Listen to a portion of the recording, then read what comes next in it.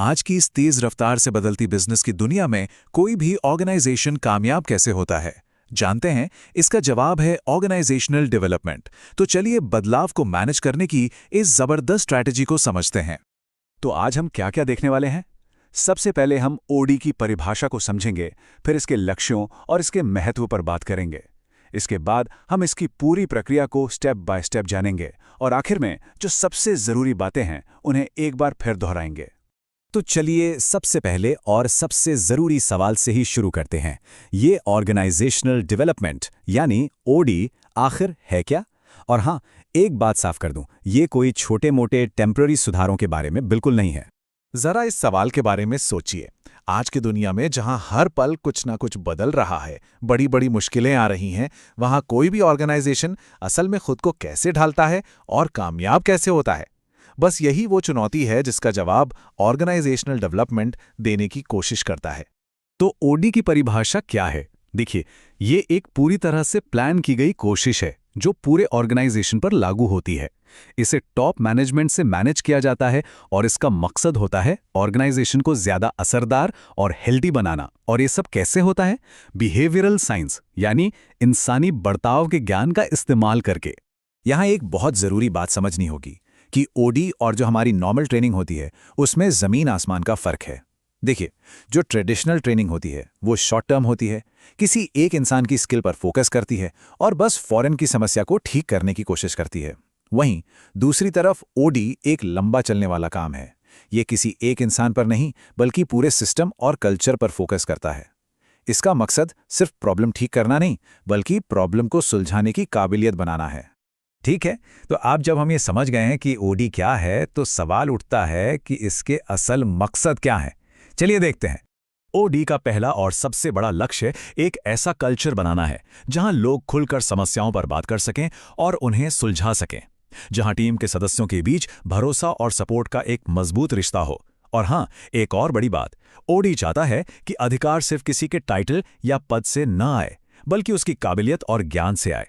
जब ऐसा होता है तो कम्युनिकेशन अपने आप बेहतर हो जाता है, लोग ज्यादा जोश से काम करते हैं और बड़ी बड़ी मुश्किलों के लिए मिलकर शानदार हल निकालते हैं। तो सवाल ये है कि ओडी इतना जरूरी क्यों है? क्या ये बस एक अच्छा है तो कर लो वाली चीज है या फिर इसकी कोई स्ट्रेटेजिक इंपॉर्टेंस भी है? चलिए इसी पर बात करते हैं। देखिए, ओडी का सीधा ताल्लुक बिजनेस की कामयाबी से है। ये ऑर्गेनाइजेशन को बदलते बाजार में टिके रहने और आगे बढ़ने की ताकत देता है। जब ओडी लागू होता है तो कर्मचारियों का मनोबल बढ़ता है, उनका काम में मन लगता है। इससे ऑर्गेनाइजेशन अपने लोगों की पूरी क्षमता का इस्तेमाल कर पाता है और नतीजा, प्रॉब्लम सॉल्व करने की काबिलियत बढ़ती है, लक्ष्य आसानी से पूरे होते हैं और आखिर में प्रॉफिट और प्रोडक्टिविटी दोनों में जबरदस्त इजाफा होता है। तो थियरी तो बहुत हो गई, अब जरा इसके प्रैक्टिकल हिस्से पर आते हैं। ओडी की प्रक्रिया आखिर काम कैसे करती है? यहाँ हम एक्शन रिसर्च मॉडल पर फोकस करेंगे जो ओडी को लागू करने की एक तरह से बुनियाद है। एक्शन रिसर्च मॉडल ये कोई एक बार की चीज नहीं है बल्कि एक साइकिल है, एक चक्र है जो लगातार चलता रहता है। इसके 4 बहुत ही सिंपल स्टेप्स हैं। पहला, डायग्नोसिस और डेटा कलेक्शन यानी प्रॉब्लम को पहचानना और डेटा इकट्ठा करना। दूसरा, फीडबैक और एक्शन प्लानिंग। तीसरा, इम्प्लीमेंटेशन यानी प्लान को लागू करना। और चौथा, इवैल्यूएशन और फॉलोअप। तो पहला स्टेप बिल्कुल एक डॉक्टर की तरह है। पहले बीमारी का पता लगाना यानी डायग्नोसिस।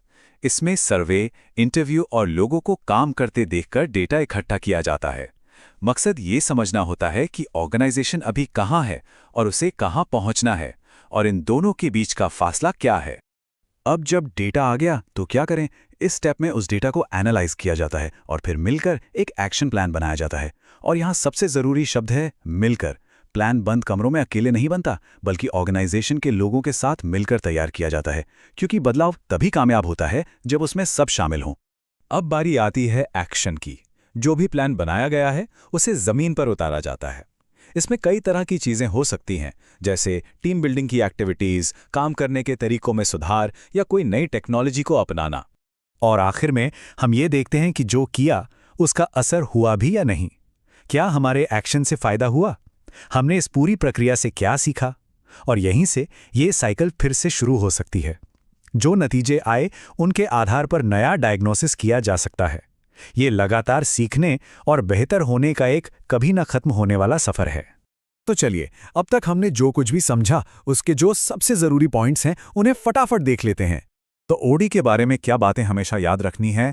पहली, ये कोई शॉर्ट टर्म फिक्स नहीं बल्कि बदलाव को मैनेज करने की एक लंबी स्ट्रैटेजिक प्रक्रिया है। दूसरी, ये सिर्फ ऊपरी समस्याओं को नहीं देखता बल्कि ऑर्गेनाइजेशन की जड़ यानी उसके कल्चर, सिस्टम और लोगों पर फोकस करता है। तीसरी, इसका मकसद एक ऐसा ऑर्गेनाइजेशन बनाना है जो खुद ब खुद सीखता रहे और किसी भी बदलाव के लिए हमेशा तैयार रहे। और चौथी, ये सब कुछ हवा में नहीं होता बल्कि डेटा पर आधारित एक्शन रिसर्च मॉडल के जरिए होता है।